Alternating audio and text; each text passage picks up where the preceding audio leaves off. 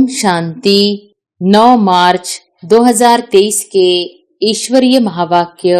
पहले एक नजर मुरली के मुख्य पॉइंट पर। बाबा ने कहा, परमात्मा सर्वव्यापी है तो बुद्धि कहाँ जाए। सर्वव्यापी समझने के कारण कहेंगे सब भगवान के रूप है। बुलाते हैं परंतु बुद्धि में लक्ष्य नहीं है। मनुष्यों को तो न आत्मा का न परमात्मा का ज्ञान है। आत्मा है सूक्ष्म ते सूक्ष्म, जिसका पता नहीं पड़ता, कब अंदर प्रवेश करती है फिर निकल जाती है। बहुत महीन बातें हैं, उनका साक्षात्कार भी दिव्य दृष्टि से ही देख सकते हैं। लक्ष्मी नारायण की इतनी महिमा है, उनमें क्या ब्यूटी है। आत्मा और शरीर दोनों सत्वप्रधान पवित्र हैं, हर्षित मुख हैं, गोरे हैं। तुम जानते हो, शिव बाबा को याद करने से विकर्म विनाश होते हैं। भला और मनुष्य शिव को याद करते हैं परंतु इस ज्ञान से याद नहीं करते। और फिर बाबा ने कहा, परमात्मा को जानते ही नहीं तो फिर बुलाते कैसे। जिसको याद किया जाता है उनके महत्व को, ऑक्यूपेशन को, गुणों को जानना चाहिए। परमात्मा की पहचान कोई के पास भी है नहीं, इसलिए जन्म जन्मांतर क्या क्या करते आए हैं कुछ भी समझ नहीं। जैसे शास्त्रों में आटे में नमक है, वैसे इन भक्ति मार्ग के गीतों में भी थोड़ा बहुत है। यह गीत बाप की महिमा में है, बाप को बुलाते हैं। राजयोग सिखलाओ फिर हम मुरलीधर बनेंगे। मुरलीधर को ही ज्ञानी तो आत्मा कहा जाता है। बाप कहते हैं, मैं अपने पूरे टाइम पर आता हूँ, जबकि संगम युग शुरू होता है। संगम युग कब आता है? जब रात पूरी हो, दिन होना होता है। संगम युग आया और बाप भी साथ आया। संगम युग पर ही बैठ पढ़ाते हैं। और फिर लास्ट में बाबा ने कहा, पहले हल्का ज्ञान था, अब गहरा मिलता जाता है। परंतु आत्मा में पुराने उल्टे सुल्टे भक्ति के संस्कार जो हैं, वह जब निकले तब ज्ञान की धारणा हो, योग हो, तब विकर्म विनाश होते जाए और बुद्धि शुद्ध होती जाए। पहले भोग लगाकर फिर खाया जाता है, क्योंकि उनका ही सब दिया हुआ है। तो फिर पहले उनको याद कर भोग लगाते हैं, आह्वान किया जाता है, फिर जैसे कि साथ में मिलकर खाते हैं। रुचि से तब खाएंगे जब पकाने वाले योगी हो। देवताएं भी ब्रह्मा भोजन की महिमा करते हैं। भक्तों ने ही भोग लगाया और भक्तों ने ही बांट कर खाया। भगवान निष्कामी है तो भी ऑफर करना चाहिए। और अब सुनते हैं महावाक्यों को विस्तार से। मुरली का सार। मीठे बच्चे, तुम्हें बाप के ऑक्यूपेशन और गुणों सहित उसे याद करना है। याद से ही तुम विक्रमाजीत बनेंगे, विकारों की मैल भस्म होगी। प्रश्न है, ज्ञान की धारणा किन बच्चों को बहुत सहज हो सकती है? उत्तर है, जिनमें कोई भी पुराने उल्टे सुल्टे संस्कार नहीं है, जिनकी बुद्धि याद से शुद्ध होती जाती है। उन्हें ज्ञान की बहुत अच्छी धारणा होती है। पवित्र बुद्धि में ही अविनाशी ज्ञान रतन ठहरेंगे। भोजन बहुत शुद्ध हो, बाप को स्वीकार कराकर फिर खाने से भी ज्ञान की धारणा अच्छी होती है। ज्ञान को धारण करते करते तुम मुरलीधर बन जाते हो। गीत है, तुम्हारे बुलाने को जी चाहता है, दिलो जान लुटाने को जी चाहता है। ओम शांति। आत्मा परमात्मा को बुलाती है। सिर्फ आत्मा कहे तो कहेंगे आत्मा तो वाणी से परे है, इसलिए कहते हैं जीवात्मा। परमात्मा को बुलाती है। भक्तों की बुद्धि परमात्मा के बारे में कहाँ कहाँ जाती है, कुछ भी मनुष्य समझते नहीं, क्योंकि वह समझते हैं परमात्मा सर्वव्यापी है, तो बुद्धि कहाँ जाए। सर्वव्यापी समझने के कारण कहेंगे सब भगवान के रूप है। बुलाते हैं परंतु बुद्धि में लक्ष्य नहीं है। परमपिता परमात्मा तरफ बुद्धि जाती नहीं है। किसी भी जीव आत्मा की बुद्धि में यह नहीं आता कि हम उस ज्योतिर्लिंगम को याद क्यों करते हैं, वह हमको क्या देते हैं जो हम उनको याद करते हैं। जो बहुत अच्छा देकर जाते हैं उनको याद किया जाता है। उनकी याद जिंदगी भर रहती है। कोई ने पाई पैसा दिया, वहां तो लेन देन चलती ही है। परंतु समझो कोई गरीब है, उनको कोई मकान बनाकर देवे या उनकी कन्या को शादी कराने में कोई मदद करता है तो सारी आयु उनकी याद रहेगी, उनके नाम रूप की याद रहेगी। फलाने ने हमको मकान बनाकर दिया। यहाँ भी तुम बच्चे समझते हो, बाप हमको विश्व का मालिक बनाते हैं। मनुष्यों को तो न आत्मा का न परमात्मा का ज्ञान है। आत्मा है सूक्ष्म ते सूक्ष्म, जिसका पता नहीं पड़ता, कब अंदर प्रवेश करती है फिर निकल जाती है। बहुत महीन बातें हैं, उनका साक्षात्कार भी दिव्य दृष्टि से ही देख सकते हैं। वह ब्रह्म कहते हैं तो ब्रह्म का भी साक्षात्कार हो पड़ेगा। अखंड लाइट ही लाइट देखने में आएगी। ब्रह्म तत्व तो जरूर बड़ी रोशनी देखने में आएगी, परंतु परमात्मा कोई वह चीज तो नहीं है ना जो मनुष्य समझ बैठे हैं। तुम बच्चों की भी बुद्धि में आगे लिंग रूप रहता था, अभी तो बुद्धि में है कि वह स्टार है। आत्मा का वही रूप है, दूसरी कोई चीज हो नहीं सकती। परमात्मा भी वही बिंदी रूप है। अब लक्ष्मी नारायण की इतनी महिमा है, उनमें क्या ब्यूटी है। आत्मा और शरीर दोनों सत्व प्रधान पवित्र है, हर्षित मुख है, गोरे हैं। आत्मा तो बहुत सूक्ष्म चीज है ना। समझाया जाता है आत्मा मैली हो जाती है तो लाइट कम होती है। यह लाइट कम और जास्ती की भी बहुत महीन बातें हैं। हम दीपक का मिसाल देते हैं, परंतु आत्मा उनसे भी छोटा सा स्टार है। साक्षात्कार होता है, देखा और गया। अब तुम बाप का सिमरन करते हो। बाप ने अपना रूप बताया है, तुम जानते हो। शिव बाबा को याद करने से विकर्म विनाश होते हैं। भला और मनुष्य शिव को याद करते हैं, परंतु इस ज्ञान से याद नहीं करते। वह जानते ही नहीं, न जानने के कारण विकर्म विनाश हो नहीं सकते। यह जानते ही नहीं कि हम योग लगाने से विकर्माजीत बनेंगे। अच्छा, फिर क्या होगा, यह भी नहीं जानते। तुमको बाप समझाते हैं, योग से तुम विकर्माजीत बनेंगे। 5 विकारों की मैल भस्म होगी। समझाने मिलने के बाद उस खुशी से याद करेंगे। वह यह नहीं जानते कि बाप को याद करने से विकर्म विनाश होंगे। अभी बाप नॉलेज देते हैं, बाकी मनुष्य तो है अंधश्रद्धा में, जिससे भक्ति मार्ग में अल्पकाल सुख मिलता है। अब उनको यहाँ बुलाते हैं। तुम जानते हो बुलाने की तो दरकार ही नहीं। जबकि परमात्मा को जानते ही नहीं तो फिर बुलाते कैसे। जिसको याद किया जाता है उनके महत्व को, एक्यूपेशन को, गुणों को जानना चाहिए।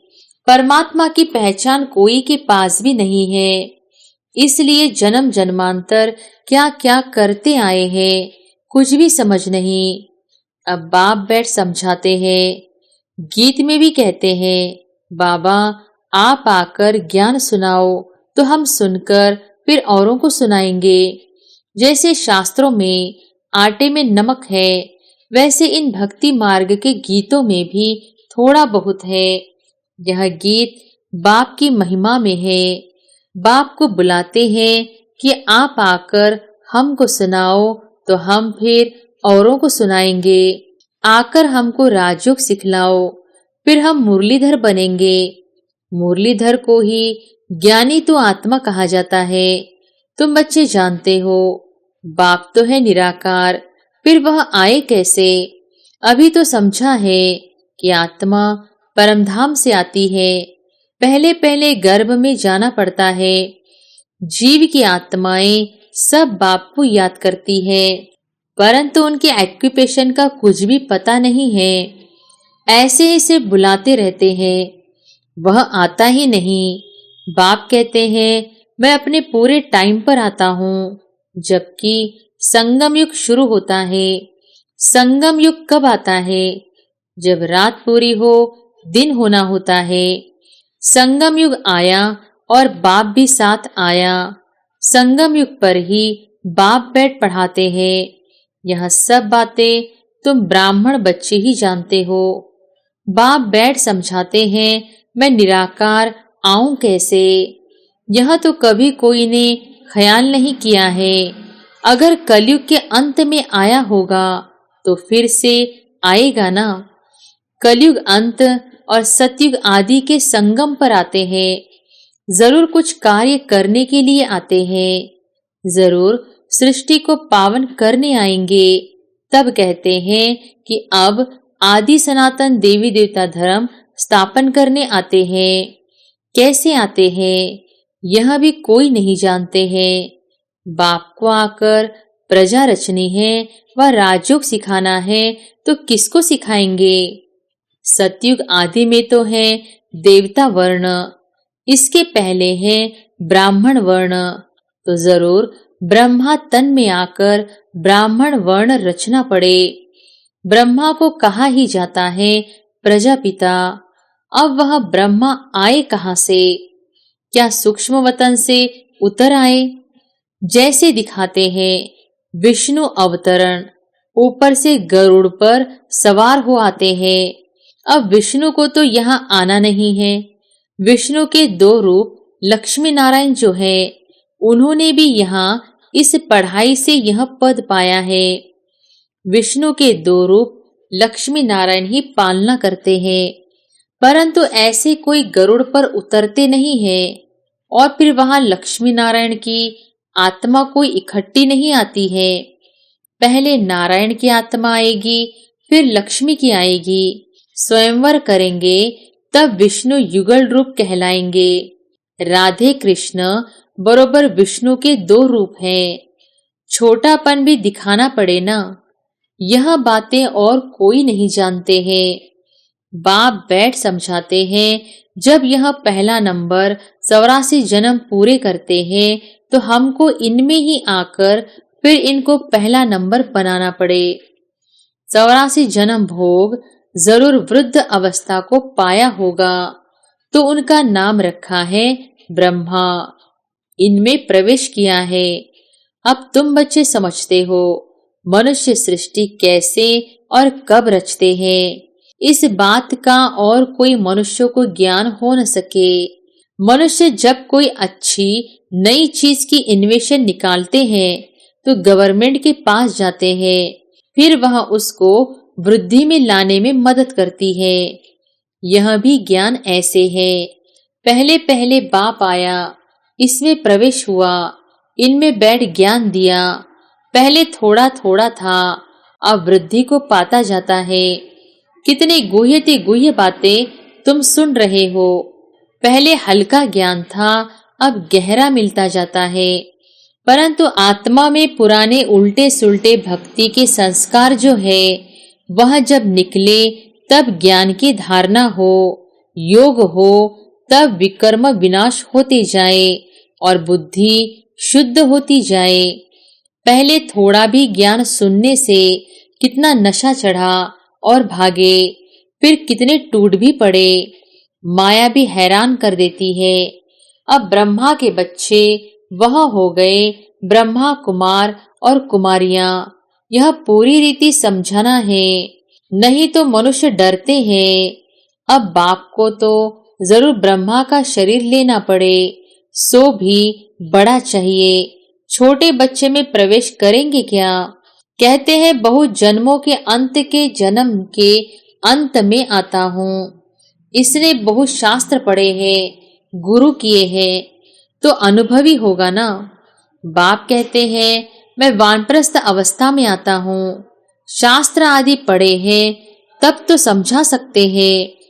अब तुम बच्चे जानते हो कैसे बाबा आता है और आकर मनुष्य से देवता बनाते हैं, अर्थात पुरानी दुनिया को नया बनाते हैं।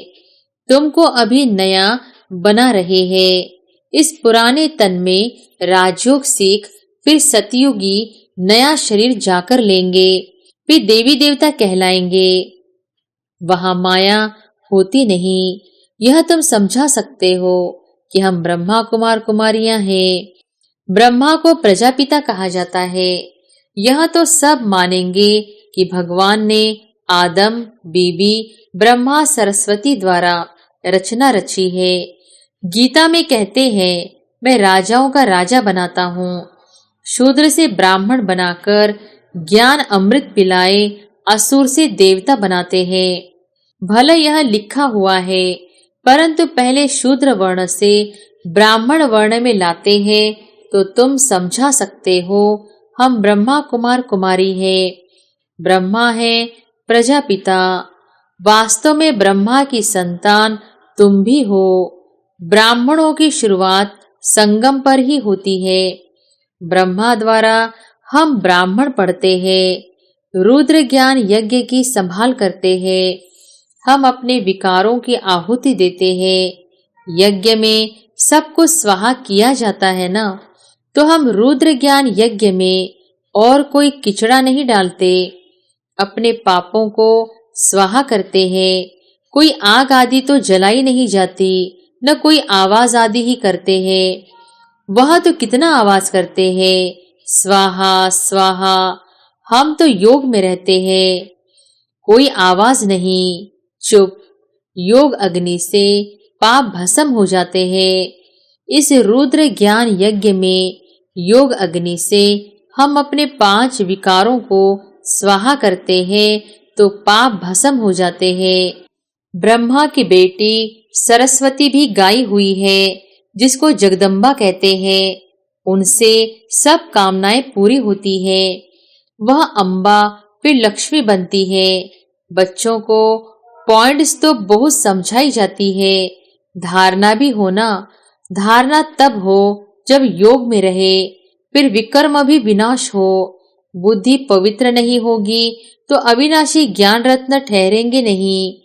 बच्चों को समझाया है कि पहले भोग लगाकर फिर खाया जाता है, क्योंकि उनका ही सब दिया हुआ है। तो फिर पहले उनको याद कर भोग लगाते हैं, आह्वान किया जाता है, फिर जैसे कि साथ में मिलकर खाते हैं। बाबा तो है संपूर्ण पवित्र।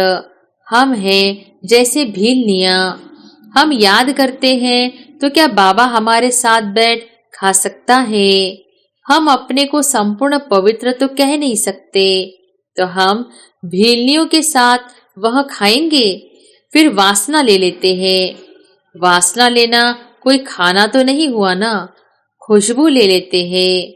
हाँ, कोई 75% धारणा करने वाले बच्चे अच्छे भोजन बनाकर बाबा को खिलाए तो वासना लायक भी हो, क्योंकि बाबा है बिल्कुल शुद्ध।